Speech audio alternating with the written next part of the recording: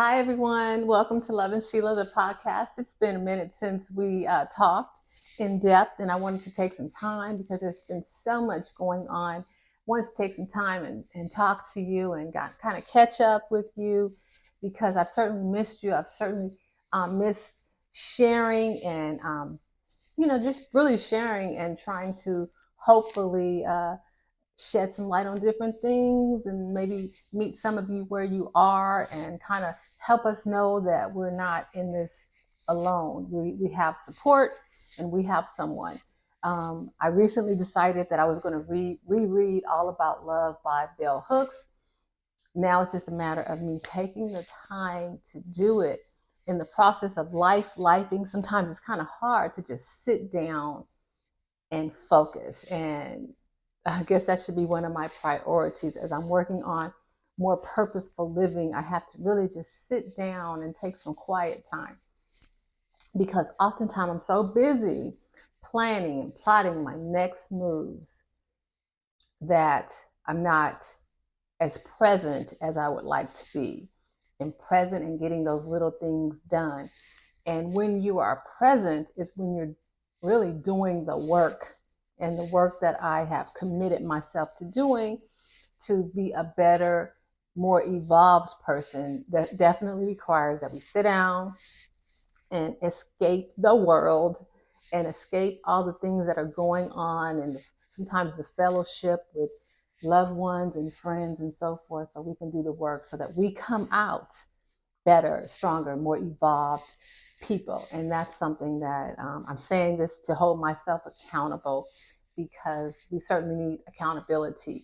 And no one is going to hold us accountable to ourselves like we will. And I hope this is just a reminder as I'm holding myself accountable to doing the work consistently, because that's important, that we are consistently doing the work, that we're ever evolving 365 days out of the year. So since I met with you last, I had some revelations. I've had some experiences and things that I want to share with you. And most importantly, I always sit here with my son. I always have a picture of my son sitting next to me because he is my heart. He is my heart. And what I neglected, or I guess in loss, you realize what everyone means to you. And so today I sit here with both of my sons, my first son as well as my biological son. And unfortunately, during this last week, a few days ago, we lost my first son, Scooby-Doo, also known as Scooby and Scoobs. We lost him. And it was I would say it's very sudden. I looked at Scooby and I was thinking, okay, Scooby's just getting older. Scooby was 15. Scooby's getting older, just like I'm getting older, and you get a little aches and pains, and you slow down a little bit. And I feel the aches and pains, and I'm doing my best not to slow down, because when we slow down, I feel like that's when the age really catches up with us. But I likened Scooby to myself, and I said, Scooby's just a little slower than he used to be. His hips probably hurt. My hips hurt too. So he's not moving as well. And so I took it as that, but eventually it just got to where we couldn't deny maybe something's wrong, not right with Scooby. And I feel like he, just like us, put up a facade of being well and doing his best and doing everything like he used to do until he couldn't anymore. And like I told the vet, I said he quit. He quit faking. He quit the facade. I can't give you what you need from me anymore. you know. And so I am what I am, and I'm not well. And that's, I guess, where Scooby was. And as I move forward, I'll talk about the correlation I guess I see as I say that about him, and me. So Scooby, we lost Scooby on September 20th, and Scooby was brave in his own Scooby way until the end. And yeah, he was brave until the end. And in the vein of Lovin Sheila, this podcast, what I will say is Scooby was with me during some very transitional periods of my life. During some times where, some of my darkest days, there were some days that were dark. There were some things that happened in my home, in our lives, that just were not pleasant.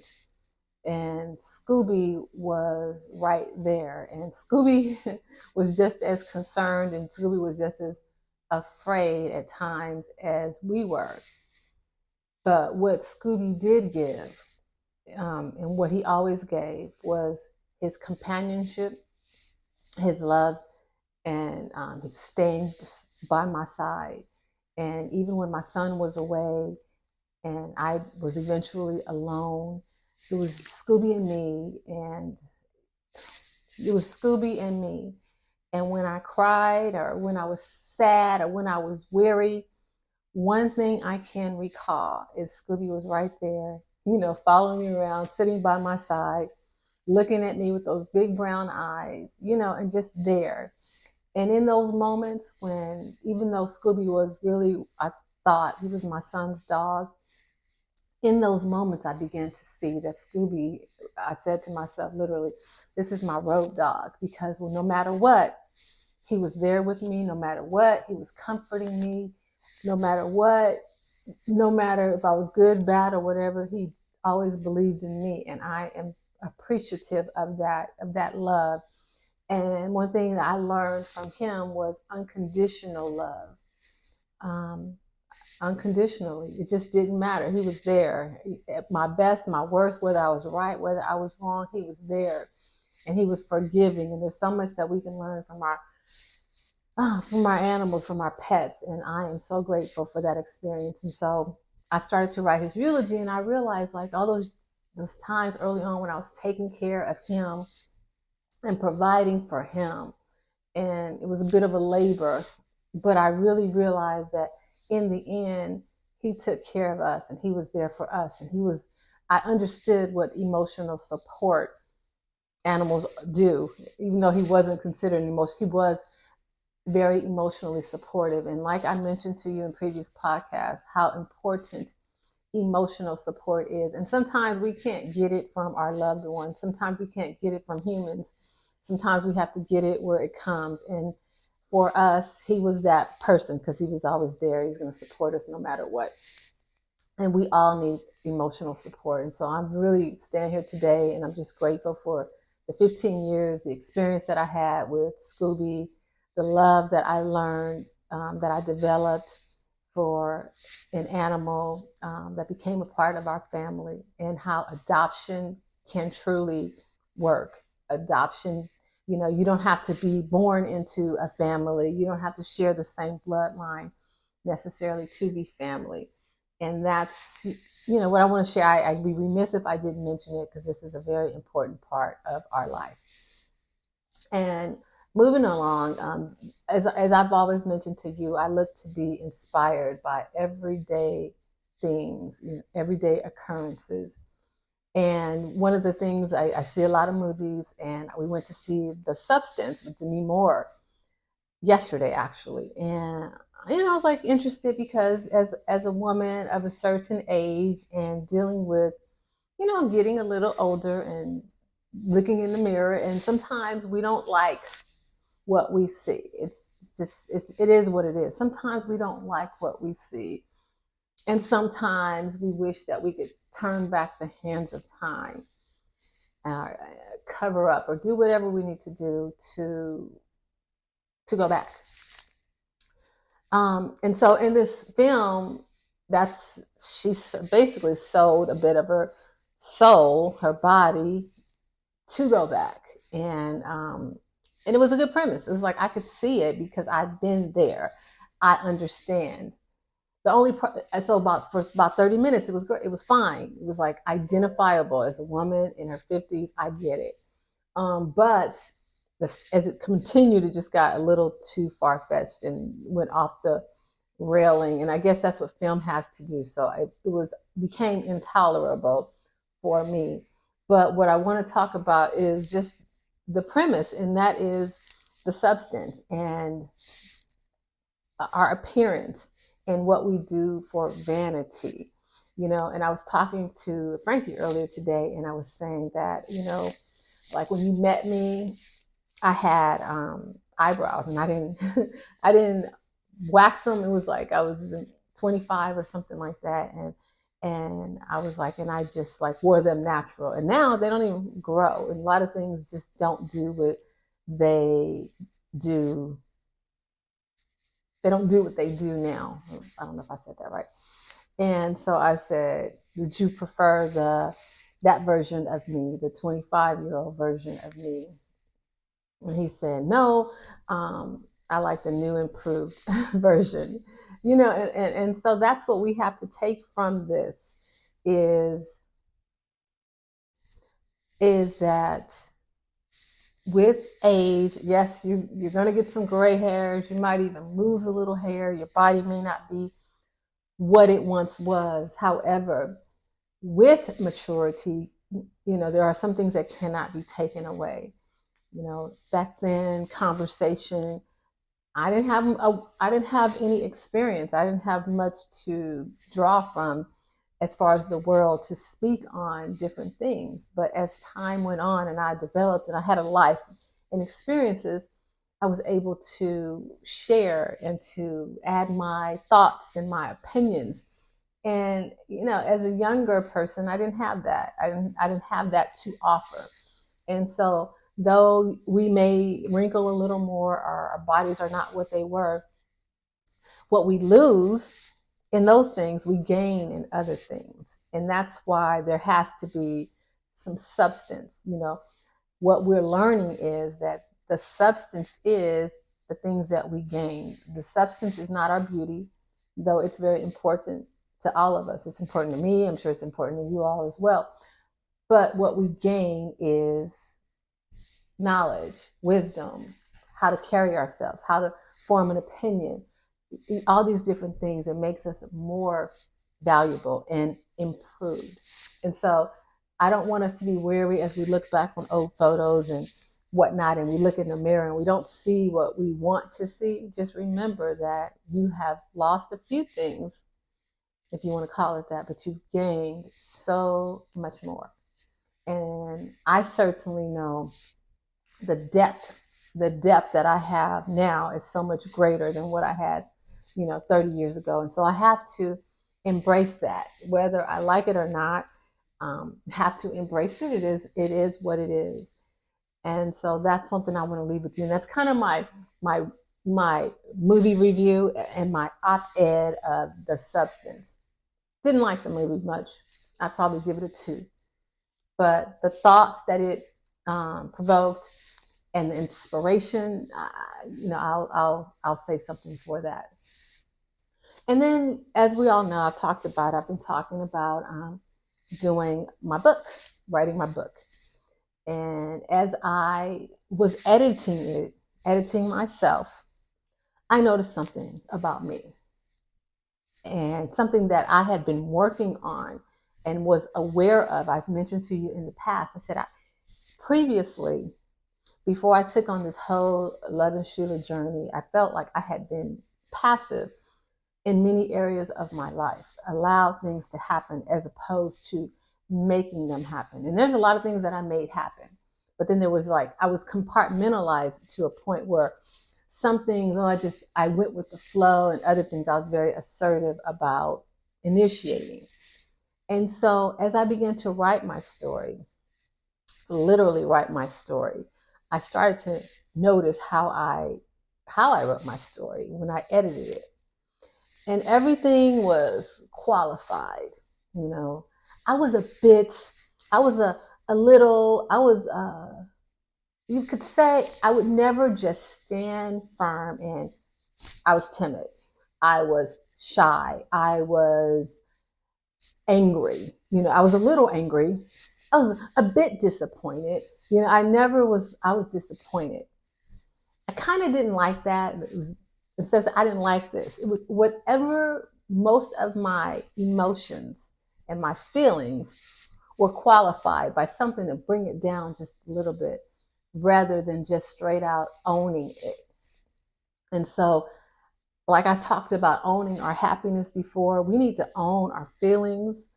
I mean, and I guess when I say owning it, it's just being assertive. If you're disappointed, if I'm going to have a conversation with you and I'm disappointed in some behavior or something that has occurred, I'm a bit disappointed versus I'm disappointed that blah, blah, blah. To be more forthcoming and to be more assertive about where I am. And what I noticed when I was writing is this is like everywhere. I mean, how many times when I edited myself did I find this, that I had to assert myself more? Yeah, own that, Sheila. You were this. You didn't have any purpose, or this, that, or whatever it was. Own it. Every little thing was like, okay, I'm not fully going to own this, and I'm not fully going to own that. And it was eye-opening for me as I wrote my story, because even as I wrote it, and it was my own, I couldn't and I wasn't owning it. And so it made me take a look at my life and say, okay, well, I'm in whatever situation I'm in, I am participating. I didn't just land here, you know, I didn't just land here. I actively played a role in getting here, and I need to own it. And whatever feeling I have, or whatever maybe even the consequence is, it's just I have to, like, okay, this is it. It is what it is, and move forward in it. And I like to state the obvious, but maybe I'm not stating it as obvious as it really is. And so it taught me, in reading my story, it taught me how ingrained, how deep this lack of assertiveness has become in my identity. Because that's what it is. I guess look, there it is, I guess. I haven't been assertive in defining my own identity and where I am at any given time. And it is important for me to know that if I'm going to know myself, if I'm going to know who I am, I have to be aware and assertive and understand and know. And whatever it is, it's okay, because I'm in control of my destiny. I'm in control of my direction. But if I can't own it and say I'm this or I'm that or I that's not purposeful living, then I can't move forward and I can't make the necessary adjustments. And so that's what I'm learning, just to be assertive, to call a spade, to look in the mirror and accept what is, and even accept what is, but know this is what I want it to be, and strive for that.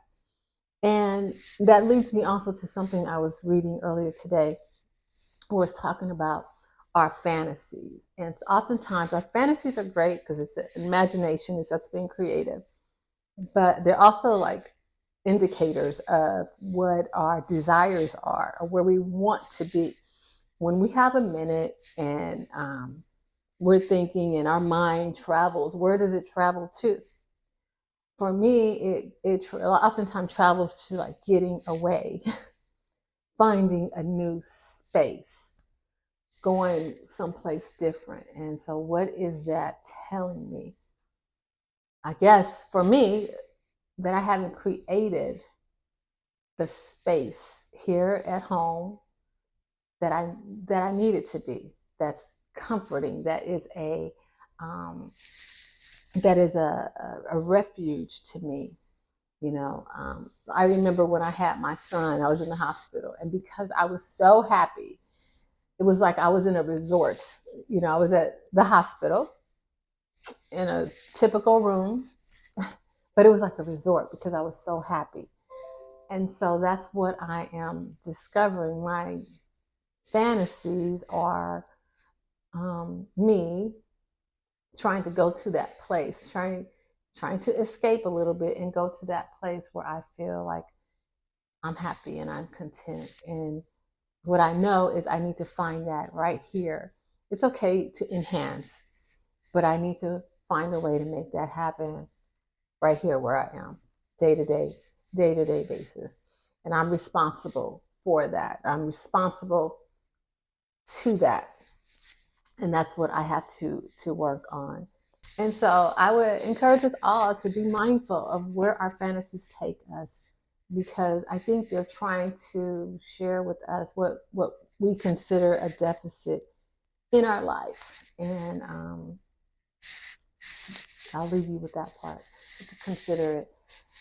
And finally, over this last year, I certainly have had a couple I've had some changes in direction, and definitely in my interactions, and I recognize that my interactions with folks are fewer, and I'm trying to dig into that and figure that out exactly. But one of the things that was brought to my attention is when you're having interactions with people, how do you feel after? What makes you feel full?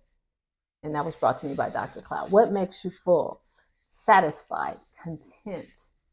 And that's the things that we need to go after. Those are the ones that we need to nourish. Those are the interactions that we need to nourish.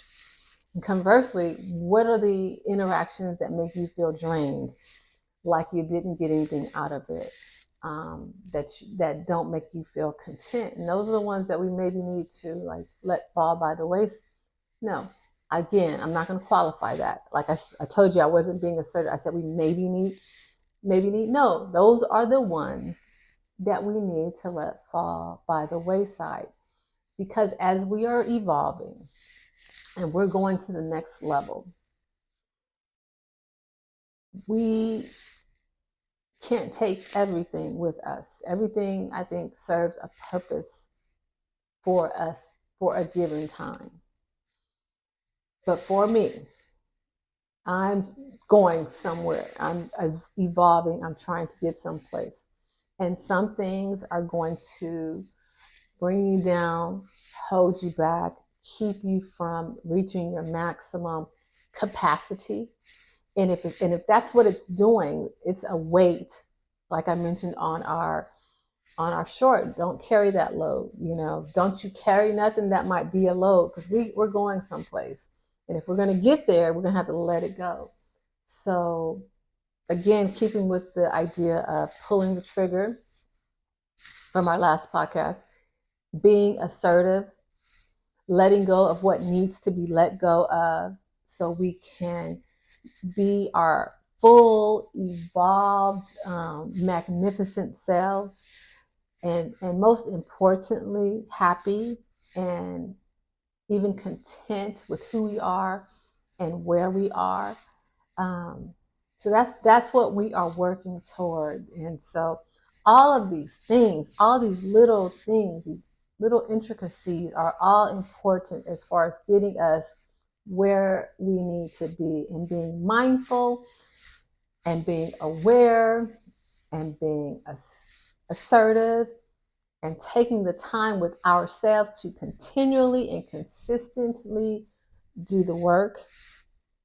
I'm admonishing myself of that, and to remain accountable to you and to be as present as you can, so that that you are doing the work and you are aware and you can see the progress, and you can't even recognize, like me with my Scooby, like recognize the value and the support that you are being given from places sometimes that you don't even expect it or don't know that you can get it from.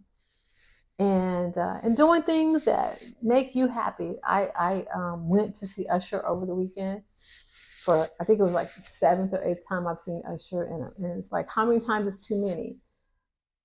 That's for me to determine.